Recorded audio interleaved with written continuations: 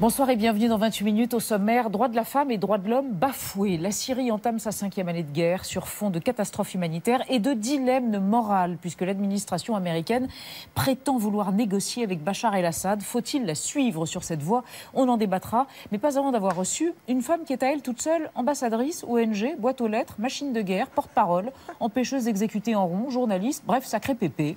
Anne-Isabelle Tollet, qui se bat depuis 5 ans pour que la condamnée à mort pakistanaise Asia Bibi ne soit pas pendue. Bonsoir Nadia. Bonsoir Elisabeth.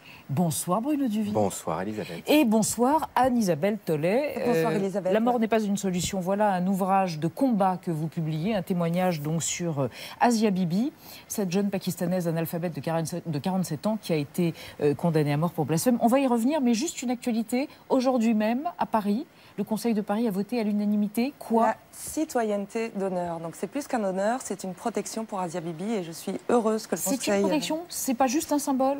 Non, c'est au-delà du symbole parce que ça va faire écho au Pakistan et ça exerce une pression politique encore sur le gouvernement pakistanais. C'est ce qu'il faut aujourd'hui pour aider Asia Bibi. Alors Asia Bibi et votre combat, Anne-Isabelle Tollet, dans un instant après l'Expresso de Thibault Nolte.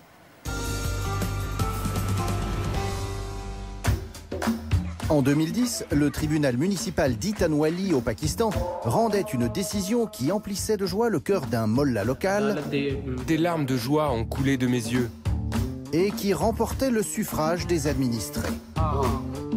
Le 16 octobre dernier, la Haute Cour de Lahore a confirmé cette sentence, la condamnation à mort d'une jeune maman pour délit de blasphème. En 2009, Asia Bibi, une paysanne chrétienne du Pendjab, s'abreuvant à un puits, avait été accusée par ses voisines d'en avoir souillé l'eau et, dans la foulée, d'avoir insulté le prophète Mahomet. Un don camillo hardcore sur fond de rancune sentimentale, de soif de sang, d'illettrisme et d'arbitraire national, rapporté par la journaliste française Anne-Isabelle Tollet. Journaliste, elle a tutoyé le sexisme transpakistanais, découvert les crimes d'honneur, observé la crainte qu'inspire notre Napoléon, la teinture au henné dont les vieux se colorent la barbe pour signaler leur vigueur érectile, la coexistence d'une homophobie crasse et de communautés transsexuelles ou travesties, les hijras, et surtout la malédiction du blasphème. Le délit de blasphème, allumé au XIXe siècle par les colons anglais pour protéger les minorités, puis éteint par souci de laïcité jusqu'à la dictature militaire de 1986, est une arme blanche judiciaire aux mains des fondamentalistes. De même que critiquer la loi ou soutenir ceux qui en sont victimes peut valoir lynchage. Asia Bibi n'a plus qu'un ultime recours devant la Cour suprême du pays pour arracher aux barbus leur infâme allégresse. Anne-Isabelle Tollet, vous êtes journaliste, vous avez fait toutes sortes de reportages pendant des années au Pakistan, vous viviez là-bas et Asia Bibi donc est devenue votre cause. Vous ne l'avez jamais rencontrée. Et oui, c'est ça qui est parce incroyable. qu'à travers Asia Bibi, c'est pas du copinage. Je l'ai jamais rencontrée en effet, et c'est pas faute d'avoir essayé d'ailleurs. Mais c'est parce qu'à travers Asia Bibi, c'est tout un pays que je défends, une société civile qui ne peut s'exprimer librement. Et je dénonce une loi inique qui jette chaque année 300 personnes, quelle que soit leur confession religieuse au Pakistan, pour délit de blasphème. Oui, ça peut être des chrétiens, des chiites ou encore des ahmadis. Hein, c'est ça, et les hindous aussi. C'est ça. Et les musulmans qu'il ne faut pas Mais oublier. alors, revenons quand même au cas d'Asia Bibi, donc, qui elle est chrétienne, qui a des enfants, qui a 47 ans, qui est analphabète, dont vous relayez le drame, enfin l'histoire atroce. Elle peut mourir en prison, elle est en prison depuis 4 ans. Est-ce qu'elle risque de mourir ou d'être assassinée même? Elle va entamer sa 6e année au mois de juin prochain. Elle peut mourir à tout moment et c'est pourquoi je m'efforce de demander à sa famille de lui apporter toujours sa nourriture crue. Pourquoi à chaque fois qu'il lui rend visite, parce que souvent les gens condamnés pour blasphème sont empoisonnés en prison par leur propre geôlier. Et donc pour éviter ça, il faut à tout prix qu'elle ne se nourrisse pas de la nourriture de la prison. Et c'est pourquoi notamment la famille a besoin de ressources financières parce que c'est très onéreux. C'est une famille très pauvre? Infiniment pauvres. Alors d'abord, les chrétiens, déjà, dans leur grande majorité, sont très pauvres. Mais depuis qu'Asia Bibi est en prison, ils n'ont plus de ressources, ils ne peuvent plus travailler parce que, faisant partie de la famille d'Asia Bibi, ils sont maudits. Aussi ils sont stigmatisés et menacés de mort. Il lui reste un espoir, c'est la Cour suprême. Alors sans rentrer dans les détails juridiques, est-ce que c'est un réel espoir? Est-ce qu'elle est un peu plus indépendante que les autres, cette Cour suprême? Et ça peut aboutir à quoi? Elle est un peu plus indépendante dans la mesure où la Cour suprême au Pakistan a un pouvoir exécutif. Donc elle est beaucoup plus proche du pouvoir. Et d'après ce que je sais, d'après ce qu'on me dit là-bas, il y aurait, d'après le profil des juges qui vont statuer sur Asia Bibi, 50% de chance pour qu'elle soit innocentée. Donc à nous... Innocentée, ça voudrait dire libérée? Libérée immédiatement. Elle saute dans le premier avion pour Paris. Elle va embrasser Anne avec sa Hidalgo. famille, elle est reçue à Paris, protégée avec sa famille, etc.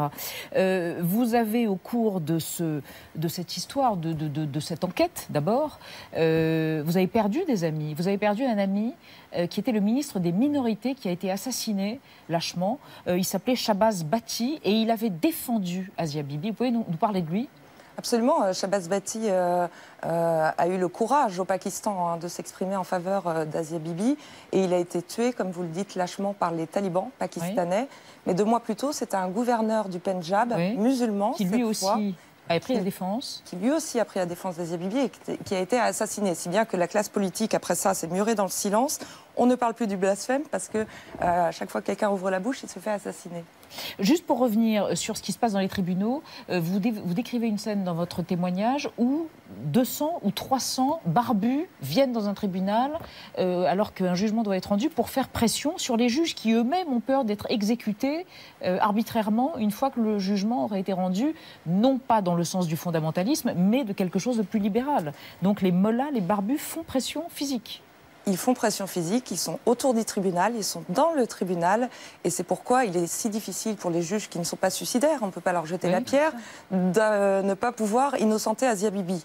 Et c'est aussi pourquoi c'est à nous d'aider la classe politique pakistanaise, de prendre la mesure du problème et d'essayer d'affirmer leur autorité face aux fanatiques religieux qui essayent d'imposer leur pouvoir au Pakistan. Ce sont les mêmes fanatiques qu'on a connus à Paris, à Copenhague, parce que Asia Bibi est dans la ligne de mire de Daesh.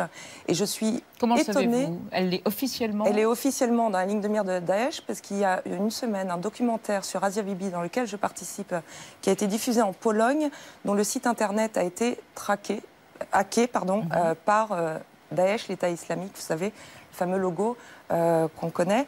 Et donc parce qu'Asia Bibi est défendue par les Occidentaux, c'est ça? Parce qui par ailleurs Bibi défendent la liberté d'expression, par les Occidentaux, parce que cette loi du blasphème est défendue par les islamistes qui sont des analphabètes du Coran, qui sont bien éloignés de la même définition du blasphème selon l'islam. Alors Nadia, oui. Récupération... Oui, intéressé. En tout cas, Asia Bibi a écopé de soutien totalement intéressé. En l'occurrence, les catholiques intégristes français ont flairé l'aubaine. Ils font tout pour christianiser la mobilisation et faire d'elle une sorte de symbole. La première à avoir tenté de récupérer Asia Bibi pour sa propre propagande, c'est la porte-parole du printemps français, Béatrice Bourges. Elle a participé à beaucoup de manifestations à Paris. Et elle a notamment accusé les musulmans de France de ne pas suffisamment condamner ce qu'il se passe au Pakistan. L'abbé Grosjean, cet abbé médiatique, a aussi publié cet appel. Amis chrétiens d'Occident, n'oublie pas ta sœur Asia Bibi. On peut aussi citer l'UMP Christian Van Est. Lui, il a rédigé sur le site de Robert Ménard un article dans lequel il dit « Elle a tenu tête avec courage en affirmant sa fierté d'être chrétienne et de suivre le Christ meilleur que Mahomet ». Quel est le risque de cette christianisation de la mobilisation ?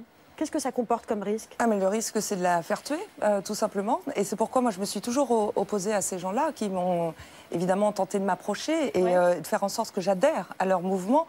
Sauf que je leur ai toujours dit très clairement... C'est le pire service à lui rendre, à elle, à Asia Bibi. Et à chaque fois que je disais ça, ils ne voulaient pas l'entendre. Parce que ce qui les motivait, c'était comme les fondamentalistes musulmans, c'était de prôner et d'instrumentaliser Asia Bibi pour servir leur propagande. Alors, quelqu'un qui vous a écouté, c'est François, le pape François. Vous avez écrit au pape, vous avez eu une réponse du Vatican. Expliquez-nous. Eh bien, j'avais peur que le pape s'exprime en faveur d'Asia Bibi parce que je sais que là-bas, ça met de l'huile sur le feu et que ce serait contre-productif. Loin de moi l'idée de censurer le pape François. Mais si on veut bien faire les choses, il faut crier habilement et faire attention à ce qu'on dit. Et je savais que si le chef de l'Église catholique s'adressait ou donnait des leçons de morale au Pakistan, on n'avait aucune chance pour le coup, ni la classe politique, ni les fondamentalistes n'allaient céder. La loi sur le blasphème? Oui, parce que cette loi sur le blasphème, elle ne concerne pas que les chrétiens. Vous le disiez, Elisabeth, elle touche souvent les minorités, mais en fait, elle concerne tout le monde. Vous expliquez dans le livre qu'on n'ose pas mettre un journal à la poubelle parce qu'il y a le prénom Mahomet dessus. Bien sûr, ça a pris des proportions complètement folles. Je dis d'ailleurs dans le livre que c'est Monty Python, quoi. On n'y croit pas tellement. Ces gens, finalement, parce que la loi du blasphème est institutionnalisée pour finalement régler ses comptes personnels, il suffit que votre voisin vous agace, allez paf. Vous prenez un Coran, vous le jetez dans le feu et vous dites il a jeté un Coran dans le feu et vous récupérez sa maison, c'est ce que vous dites. Et il y a des centaines et des milliers de cas répertoriés par les ONG tous les ans au Pakistan. Il vaut mieux pas être locataire et propriétaire parce que si vous voulez augmenter le loyer, le locataire vous accuse de blasphème. Anne-Isabelle Tollet, comment vous expliquez que Malala, qui est une enfant pakistanaise, qui s'est battue et qui a failli payer de sa vie pour aller à l'école, a eu le prix Nobel de la paix. Asia Bibi est un symbole beaucoup plus tragique, elle, puisqu'elle est en prison. Et à côté de ça, il y a une société libérale avec beaucoup de femmes qui sont dans la politique, des femmes députées, des femmes qui se battent du côté libéral, du côté progressiste. Comment on explique cette espèce de partition presque au sein de la société pakistanaise? Ah oui, très clairement, vous avez raison. Les femmes pakistanaises, elles peuvent vivre dans le même pays, mais pas dans le même monde. Quand on est au fin fond du Pendjab, qu'on est paysanne, on se fait vitrioler à l'acide pour un oui, pour un non. On est marié malgré soi? On est marié malgré soi, on est victime des crimes d'honneur. Mais quand on est bien nanti, d'une famille riche, qu'on a la chance d'accéder à l'éducation, ces femmes sont encore plus déterminées que jamais parce qu'elles savent à quel point le fait d'être bien nanti est une chance, qu'elles sont incroyablement engagées et d'une... moi, j'étais épatée par ces femmes. Oui, mais est-ce qu'elles se sont engagées pour Asia Bibi, ces femmes? Ces femmes... Personne ne peut s'engager au Pakistan pour Asia Bibi. Parce qu'on meurt? Parce qu'on meurt, tout simplement. Comme Shahbaz Bhatti? Exactement. Donc c'est la Donc elle n'a loi de aucun la soutien terreur. aujourd'hui? Pas au Pakistan, non. Non, parce que les gens qui la soutiennent au Pakistan sont assassinés. Et est-ce qu'il y a des musulmans qui critiquent cette loi ouvertement? La grande majorité des musulmans critiquent cette loi, mais ils ne peuvent pas le faire ouvertement parce que c'est le règne de la terreur. Donc ce livre et Asia Bibi, c'est lutter contre le fondamentalisme religieux qui n'a pas de frontières et qui peut nous toucher. On l'a vu récemment. Juste une dernière chose, vous avez été expulsée du Pakistan. Enfin, disons que je ne peux plus, voilà, je ne peux plus y aller. Ça revient au même. Merci Anne-Isabelle Tollet. La mort n'est pas une solution. Un témoignage à propos d'Asia Bibi, donc citoyenne d'honneur de la ville de Paris, France. Et on espère qu'effectivement, elle sera prochainement libérée grâce à la Cour suprême pakistanaise. Place au débat, merci encore. Place au débat sur la Syrie et à ce dilemme réactivé par de récentes déclarations de l'administration américaine. Faut-il négocier avec Bachar el-Assad? On en débat après la mise au point de Sandrine Le Calvez.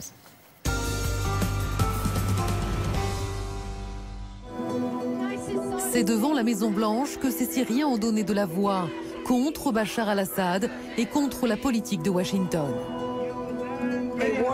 Un criminel de guerre comme Assad peut continuer à torturer, à tuer, à détruire le pays sans conséquence. Pour arriver à un accord avec l'Iran sur le nucléaire, les États-Unis semblent prêts à sacrifier la Syrie. Un peu plus tôt à la télévision, le secrétaire d'État américain John Kerry était interrogé sur Bachar al-Assad, toujours accroché au pouvoir à Damas après 4 ans de conflits et d'atrocités. Êtes-vous prêt à négocier avec lui? Il le faudra au final. Est-ce un nouveau revirement de la politique américaine envers Damas? Washington dément et affirme vouloir seulement poursuivre les négociations de Genève avec des représentants du régime syrien. Mais cette déclaration a quoi qu'il en soit remis Bachar al-Assad au centre du jeu. Que répondez-vous à John Kerry? Nous sommes au stade des discussions. Nous attendons des actes pour décider.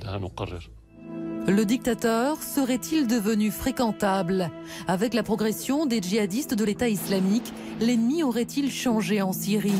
Impensable pour la France, qui prône une solution politique avec l'opposition syrienne et sans Bachar al-Assad. Toute autre solution qui remettrait en selle M. Bachar al-Assad serait un cadeau absolument scandaleux, gigantesque, à Daesh, aux terroristes Daesh. Pour la France, renouer avec Damas reviendrait à pousser les opposants au régime à rejoindre l'État islamique. Alors comment sortir d'un conflit qui a fait plus de 200 000 morts et des millions de déracinés? Entre 2 largages de bombes sur les civils, faudra-t-il se résoudre à négocier avec le dictateur syrien? Bonsoir à tous les trois. Nicolas Hénin, bonsoir. Bonsoir. Vous êtes journaliste, vous êtes auteur de Djihad Academy, paru il y a un mois aux éditions Fayard. Pas une semaine, c'est en train d'être... On est en plein lancement. Ah oui, mais il y a eu tellement de papiers partout dans la presse, je crois que c'était déjà il y a plusieurs semaines. Et pour revenir au sujet de ce soir, vous pensez que Bachar el-Assad est à l'origine du mal de cette guerre, que ce serait une erreur de renouer avec lui, une faute morale même, et que ce serait contre-productif, cela pourrait pousser les plus modérés. Vous avez tout dit, je pense dans que je les vais bras pouvoir de m'en aller. Daesh. Au revoir Nicolas Hénin. Au revoir. À côté de vous, Georges Malbruno, bonsoir. Bonsoir. Vous êtes grand reporter au Figaro, on vous connaît évidemment, vous êtes spécialiste du Moyen-Orient, co-auteur avec Christian Chesneau des Chemins de Damas, le dossier noir de la relation franco-syrienne qui a plusieurs décennies, ô combien, c'était chez Robert Laffont, je le précise. Vous pensez que le Quai d'Orsay s'est trompé sur toute la ligne depuis plusieurs années et les contacts officiels ne sont plus possibles, mais il serait peut-être possible de renouer des contacts entre agences de renseignement. Ça a peut-être déjà été fait, on en parlera dans un instant. À côté de vous, Randa Kassis, bonsoir, vous êtes anthropologue, présidente du mouvement de la société pluraliste en Syrie, co-auteur du Chaos syrien avec Alexandre Della Valle, ça c'est aux éditions Doe. Vous êtes militante de l'opposition laïque, exilée à Paris, en France, donc, et vous pensez qu'il faut négocier avec Bachar el-Assad. John Kerry a fait preuve de réalisme, de pragmatisme, comme on dit souvent. On démarre avec une question, Nadia? Oui, et c'est une question en réaction. Ouais, une question en réaction à une actualité très récente. La voici. Des civils ont à nouveau été tués après une attaque au gaz. Bachar el-Assad ne s'était-il pas engagé à détruire son arsenal chimique? Nicolas Hénin, on voit ces images qui circulent sur YouTube depuis hier, des images insoutenables. Une attaque aurait eu lieu hier dans le nord-ouest, une attaque au chlore peut-être. Quelle est la responsabilité du régime?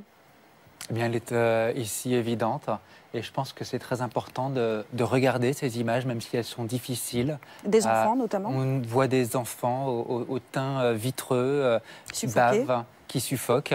Eh bien, c'est cette personne-là. Il faut qu'on ait conscience, que nos téléspectateurs aient conscience que la question qu'on va se poser ce soir, c'est: est-on prêt à renouer avec l'homme responsable de cela?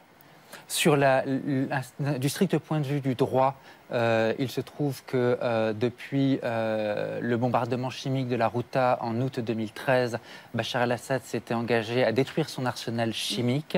Il se trouve que le chlore est un peu une arme chimique du pauvre et n'est pas considéré dans cet arsenal militaire. Parce qu'il y a une partie de l'arsenal qui a été détruite malgré tout. Oui, l'immense majorité a été détruite. Mais ce qui n'empêche rien, je veux dire, ça n'a pratiquement pas ralenti le rythme du massacre. Et dans les bombardements chimiques, certes de moindre importance, Al-Nosra aussi s'était rendu responsable au début, au printemps 2013. On n'en a jamais parlé parce qu'évidemment, toute la charge était sur le régime. Revenons donc à la déclaration de John Kerry, Georges Malbruno. Je vais avoir votre sentiment. Pensez-vous que la diplomatie américaine a définitivement renoncé à voir Bachar el-Assad quitter Non, je ne pense pas. La diplomatie américaine n'a pas renoncé à voir Bachar el-Assad quitter le pouvoir. Simplement, la diplomatie américaine est un peu plus réaliste que la diplomatie, notamment française. Et donc, elle dit qu'il faudra négocier avec...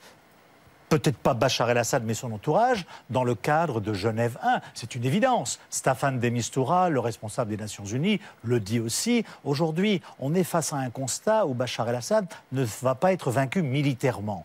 Donc, si vous voulez, pour le faire partir, il faudra à un moment donné négocier avec lui-même ou ses proches, en espérant que ses parrains, iraniens et russes, et c'est à cette lueur-là que les Américains ont dit qu'il faudra bien négocier avec lui. Mais effectivement, il y a eu quand même un signal qui a été donné, qui venait après la déclaration de John Brennan, le patron de la CIA, qui a clairement dit que la dernière chose que les Américains voulaient, c'était une chute brutale du régime qui ferait le jeu des islamistes. Donc, si vous voulez, les Américains sont réalistes, ils ont hiérarchisé leurs ennemis. Leur ennemi numéro 1, c'est Daesh, et ensuite viendra Bachar el-Assad, mais probablement plus tard. Viendra ou viendra pas.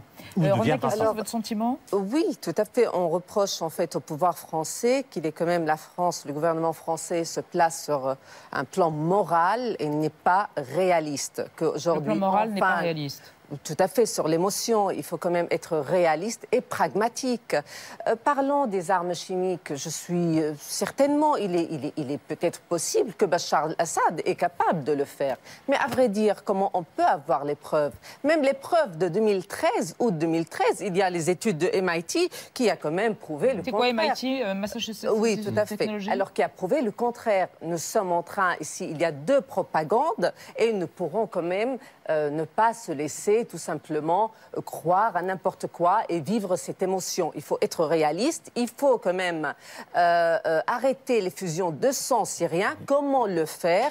Est-ce qu'on peut le faire avec une solution militaire? Certainement pas. Alors qu'est-ce qu'on fait? On attend encore pour avoir plus de victimes, pour avoir plus de destruction? Mais non, pas du tout. Il faut quand même chercher pour avoir une solution politique. Ça veut dire quoi, une solution politique? Cette solution ne passerait que par les alliés du régime syrien qui sont la Russie et l'Iran. Alors, on en a déjà parlé, Georges Malbruno a évoqué la Russie et l'Iran, mais faites-nous écouter justement Bachar el-Assad. Oui, à la télévision portugaise, il y a quelques jours, le 4 mars, 4 ans de guerre donc, mais Bachar el-Assad dit « l'État syrien tient et il tient bien ». Nous avons toujours des institutions qui fonctionnent. Nous avons toujours des subventions. Nous continuons à payer les salaires, même dans certaines régions, sous le contrôle des terroristes. La Syrie n'est pas finie et nous ne sommes pas un État défaillant. Est-ce que c'est vrai, Nicolas Hénin? C'est vrai et faux en même temps. Oui, le régime syrien continue de tenir un certain nombre de zones et les tient assez fermement. Pas tant d'ailleurs grâce à sa propre armée et à ses propres services de sécurité que grâce à un certain nombre de supplétifs, notamment du Hezbollah libanais. Et c'est faux pour une petite moitié du pays qui a été perdue par le régime et sans doute perdue à jamais. Toutes les zones dans lesquelles règne l'opposition, que ce soit des révolutionnaires, ou ce qu'il en reste, ou les brigades islamistes. Alors cela dit, il y a deux choses. Il y a effectivement ce qui contrôle, et puis là, ce qu'il nous dit, c'est qu'il y a encore un État syrien, des institutions syriennes. Oui. Les salaires sont versés, il y a encore effectivement des administrations qui fonctionnent, des appels d'offres, etc. Donc si vous voulez, l'État syrien, ou ce qu'il en reste quand même, parce qu'il est sérieusement affaibli et appauvri, mais il continue de fonctionner encore sur grosso modo 60% du territoire. De la population, davantage que du territoire. Et dans les zones, d'ailleurs, on l'oublie, dans les zones Daesh, parce qu'on y reviendra peut-être, eh bien, il y a... Les salaires sont également versés. Voilà, les salaires sont versés. Et ce qu'il y a, les téléphones portables fonctionnent sur le réseau du régime. Et qui écoute ces téléphones portables? Ça veut dire quoi, ça? Ça veut dire que quand on dit que le régime syrien n'a sans doute pas beaucoup de moyens, il a beaucoup moins de moyens qu'avant, mais comme ils ont infiltrés, sont des spécialistes en infiltration, eh bien, ils ont encore des relais. Mais ça veut dire que les services de renseignement syriens sont aussi bons que ce qu'ils étaient avant? Non, ils sont moins bons, mais ils ont encore des relais. Et la preuve en est, si vous voulez, c'est pourquoi les services allemands y vont depuis 2 ans, plus de 2 ans, pourquoi les services espagnols y vont, pourquoi les services italiens y vont, pourquoi on a essayé d'envoyer des délégations de la DGSE, c'est bien parce qu'il y a encore une possibilité d'avoir, grâce aux services syriens, des informations sur ces fameux djihadistes européens. Ça n'a pas été très efficace jusque-là. Mais non, justement, parce que les Syriens disent bienvenue, mais avant, il faut rétablir... il faut une contrepartie. Oui, il faut une contrepartie. Nicolas Hénin, là-dessus, il y a un désaccord. Vous dites qu'ils ne nous apportent plus rien. Exactement. Ils ne nous apportent rien parce qu'on n'a pas renoué avec eux. Bien sûr que non. Ils ne peuvent rien apporter. Je suis un peu ennuyé d'entendre Randa Kassis dire qu'il ne faut pas s'attacher à la morale. Soit, oublions la morale, nous faisons de la politique, et restons extrêmement pragmatiques. Qu'est-ce que Bachar pourrait avoir à nous offrir? Des échanges de renseignements. Des renseignements, des localisations, des renseignements opérationnels sur le combat. Il se trouve que les djihadistes européens ne transitent pas par les territoires, ne passent pas sur les territoires. Ils passent par où? Par la Turquie? Par la Turquie qui les a laissés passer, qui est notre allié. Tout à fait. Oui.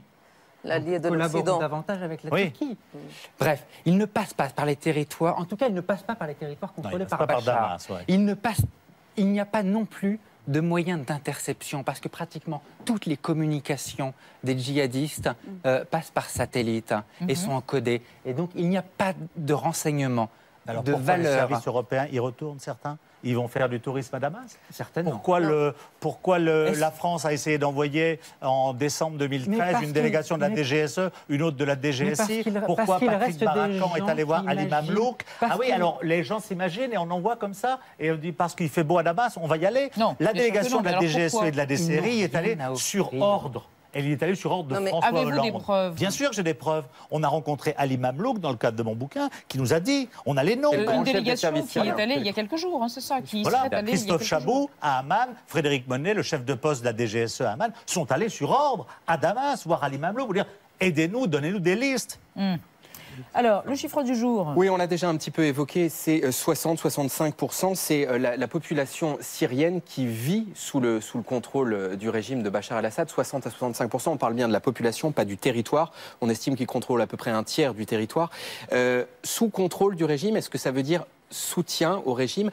Quelle part de la population soutient encore le régime? Écoutez, aujourd'hui, il y a quand même, il faut avouer qu'il y a une grande partie de la population syrienne qui soutient ce régime. Une grande partie, oui. Pourquoi? Pour quelles raisons? Alors, il y a certainement les minorités qui soutiennent le régime parce que tout simplement, en face d'eux, il y a les extrémistes radicaux. Qu'est-ce que vous appelez, soyez précise, les minorités, ça veut dire quoi? Les minorités ethniques, religieuses, ça veut dire les ismaélites, ça veut dire les alaouites, les chrétiens, voilà, qui sont 35% avec les Kurdes. Il ne faut pas oublier, plus de tiers de la population syrienne. Il y a aussi la bourgeoisie sunnite, qui est d'ailleurs à Damas, qui est aujourd'hui à Damas, et elle refuse, même elle qui était au départ, au bout de 6 mois, elle était vraiment partante. En fait, elle partait dans le changement de Assad, mais aux 6 mois, pour elle, quand elle a vu l'alternative qui a été imposée, qui était le CNS et la coalition syrienne, elle a tout de suite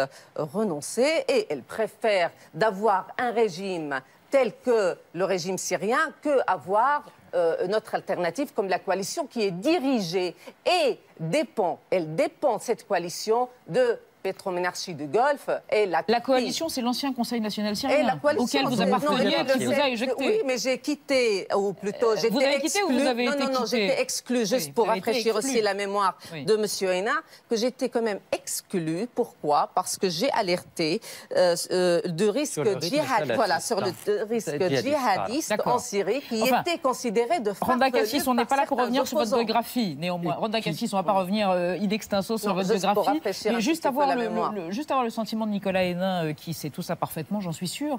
Non, sur ce soutien qui semble aussi large de la population au régime. Il y a un certain soutien, oui. Le régime a des solidités. Oui. Le régime ne tient pas par l'opération du Saint-Esprit. Et même si j'ai plutôt tendance, en l'occurrence, oui, parfois, malgré toutes les dénonciations que je fais de critiquer, de soutenir aussi la diplomatie française, oui, l'une des erreurs qui a été faite, qui a été commise, a été de sous-estimer la capacité de résistance de ce régime, ce qui n'en fait pas moins un régime criminel auquel nous devions nous attaquer.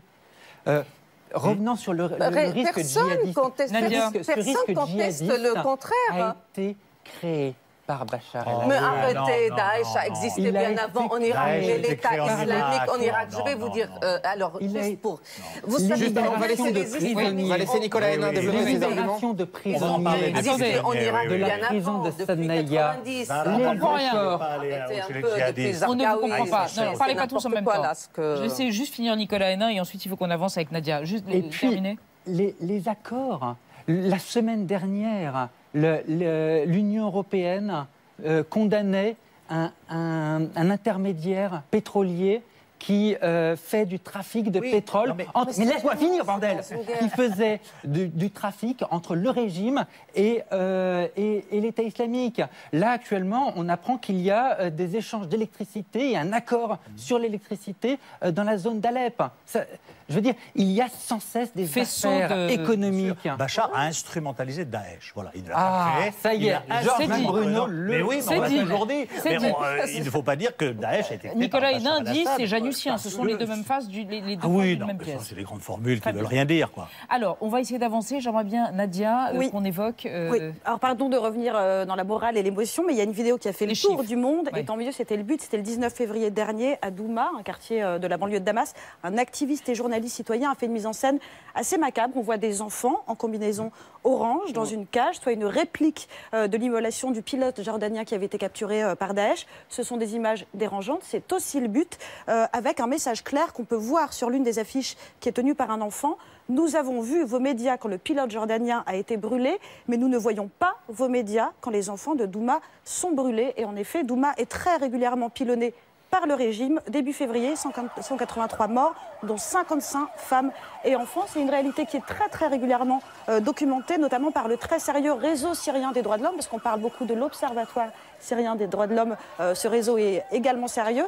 Sur les 211 000 morts recensés par l'organisation, 176 000 sont des civils tués par le régime. L'État islamique aurait tué environ 4 000 personnes. Georges Malbruno, pardon encore une fois de revenir dans l'émotion, mais est-ce que ça ne fait pas de Bachar el-Assad l'ennemi numéro 1, bien plus que Daesh, ces chiffres? Bachar el-Assad est plus meurtrier que l'État islamique, très concrètement. Voilà, considérablement. Les chiffres sont contestés par l'OSDH, mais évidemment que Bachar el-Assad n'est pas un partenaire pour l'avenir de la Syrie. Mais aujourd'hui, toute personne sensée, de John Kerry jusqu'aux Saoudiens, aux Émiriens, aux Égyptiens, vous disent la priorité numéro 1, c'est Daesh. Avec Bachar el-Assad, les Américains et les Russes, en août 2013, aux grandes dames des Français, ont signé un accord sur le chimique. Demain, vous n'aurez pas d'accord entre Abu Bakr al-Baghdadi et les... Voilà. Est-ce que Bachar el-Assad a toujours bombardé notamment les bases de Daesh? Instrumentalisé Daesh. Il a fait libérer, il les a épargnés au début. On dit qu'il a libéré des gens. Effectivement, il a libéré des gens. Zahran al-Auch, il est allé combattre le régime. Aïssa Cher, il est allé combattre le régime. Il a instrumentalisé. Dans quel but? Pour que l'on dise, c'est eux ou le chaos? Bien sûr, bien sûr. Et là, en l'occurrence, c'est les deux, c'est Bachar el-Assad et Daesh. Écoutez, c'est pas l'un ou l'autre. Il ne faut pas être simpliste aussi. Écoutez, qu'est-ce qu'on a de choix aujourd'hui? J'aimerais bien savoir, qu'est-ce qu'on a de choix? Est-ce qu'il y a aujourd'hui, est-ce que l'Occident ou quelques pays occidentaux peuvent armer ou entraîner quelques rebelles modérés? La France y était engagée. Oui, mais attendez, où sont les rebelles modérés? La France a donné quand même quelques armes légères il y a 2 ans. Ces armes ont été vendues ou tombées entre les mains des islamistes. Alors aujourd'hui, oui, juste laissez-moi rapidement, s'il vous plaît, Randa Kassis, voilà. Il faut qu'on Alors c'est quoi? Qu'est-ce que vous voulez? Comment vous voyez la solution? C'est ça ce que j'aimerais bien savoir. Non, mais on vous demande une solution politique, et même la coalition que vous critiquez. Mais la coalition, mais écoutez, la coalition n'existe même pas. Les rebelles modérés n'existent même pas sur le front du Nord. Mais nous aussi, nous voulons le principe de Genève 1. De ne pas faire du départ de Bachar el-Assad un Il y a un point d'accord, c'est solution politique. Une pause avec le rétroviseur. On revient cette fois-ci sur les relations, 50 ans de relations américano-syriennes, avec un certain nombre de revirements. Et on parlera de Genève 1 et 2 et de Moscou 2, si vous le voulez, juste après.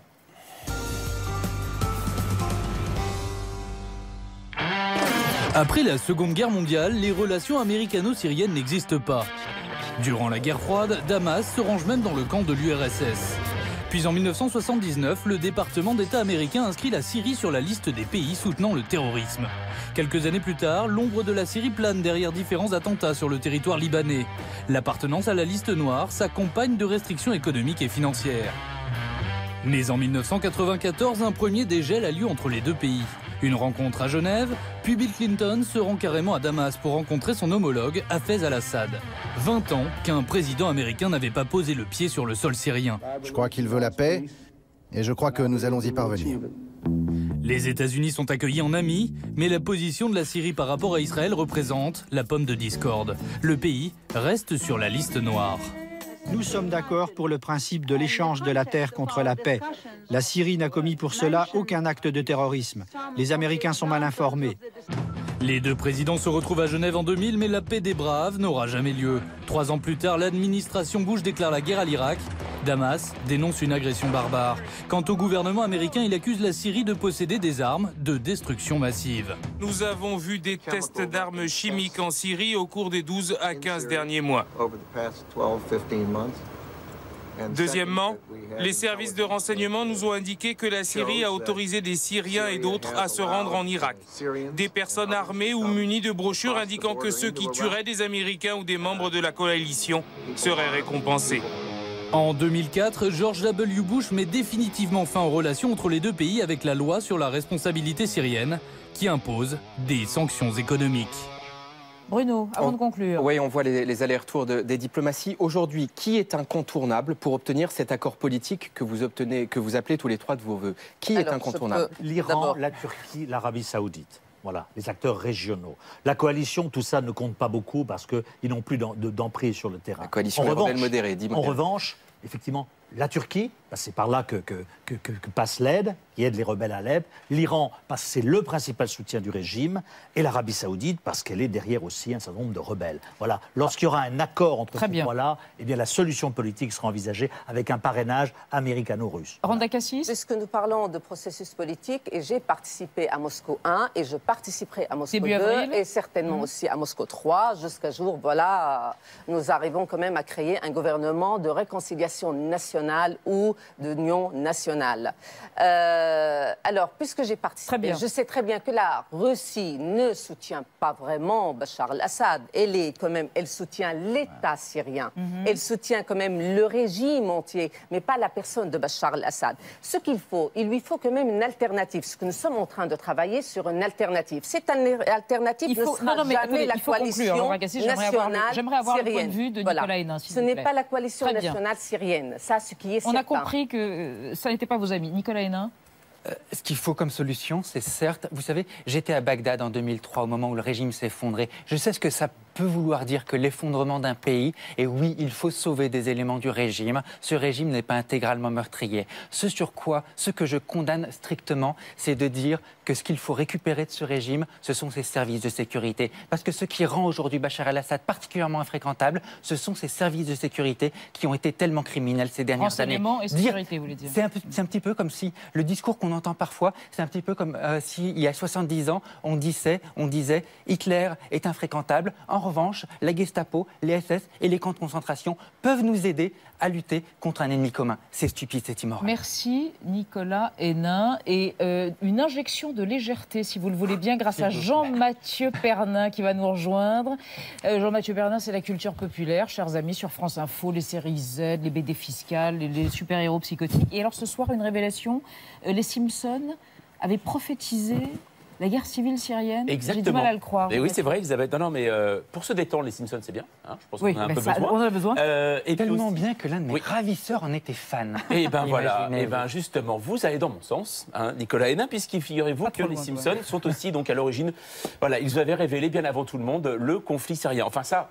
C'est la théorie d'une chaîne de télévision égyptienne, Al Tahrir, qui l'année dernière donc, a révélé à ses spectateurs comment un épisode des Simpsons prouvait que la guerre syrienne était en fait un complot américain. Alors cet épisode des Simpsons s'appelle Bart et son boys band. Hein. C'est comment Bart Simpson crée un boys band manipulé par l'armée américaine.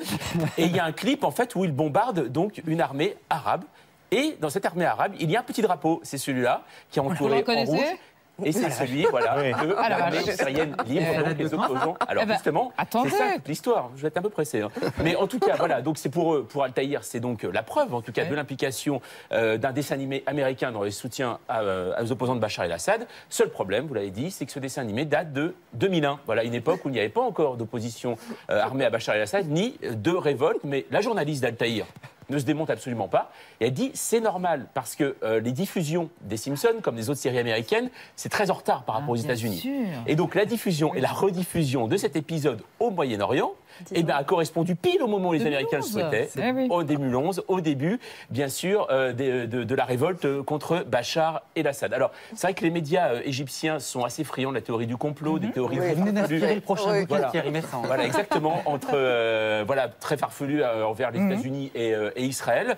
Et pourtant, quand même, une question se pose quand même la question de ce drapeau. C'est une drôle de coïncidence quand même. Hein. Alors donc le magazine Vice, qui est un magazine en ligne, s'est posé la question, a été interviewé le scénariste de cet épisode, hein, qui s'appelle Tim Long.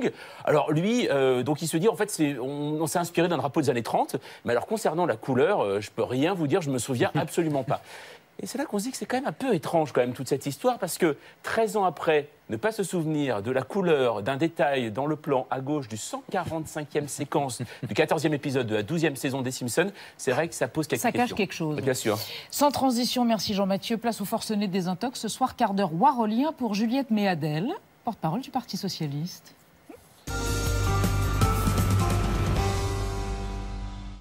Flashée par Désintox, Juliette Méadel, porte-parole du Parti socialiste à propos des élections en France.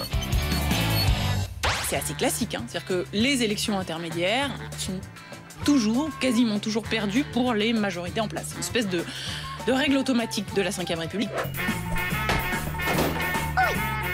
Alors que les sondages prédisent une large défaite de la gauche au départemental, Juliette Méadel tente de dédramatiser en expliquant que les majorités sont toujours battues aux élections intermédiaires sous la Ve République. Mais la porte-parole du PS s'égare en parlant de règles automatiques. De 1958 à 1981, la gauche n'a jamais remporté la moindre élection législative. La majorité présidentielle de droite en était donc toujours sortie renforcée, que ce soit sous De Gaulle, Pompidou ou Giscard d'Estaing. Sous François Mitterrand et Jacques Chirac, les défaites de la majorité ont été plus fréquentes, mais pas systématiques non plus. En 1989, alors que Michel Rocard est Premier ministre, la gauche remporte les municipales. En 1994, c'est Édouard Balladur qui est à Matignon et la droite fait un excellent score aux européennes. En 1995, un mois après l'élection de Jacques Chirac à l'Élysée, la droite est aussi la grande vainqueur des municipales. Puis, c'est à nouveau la gauche qui gouverne avec Lionel Jospin et le PS remporte les élections européennes de 1999, puis les cantonales de 2001. Même sous Nicolas Sarkozy, l'UMP n'a pas perdu tous les scrutins, elle était arrivée en tête aux européennes de 2009. En revanche, depuis l'élection de François Hollande, la gauche a déjà perdu les municipales et les européennes de 2014, et les départementales ce mois-ci, puis les régionales en décembre, ne s'annoncent guère mieux. Merci à mes amis, merci à tous les trois. 28 minutes est terminé et très en retard. On se retrouve demain à 20h05 avec un garçon tout en plumes, un Indien. Bis morgen, tchuss.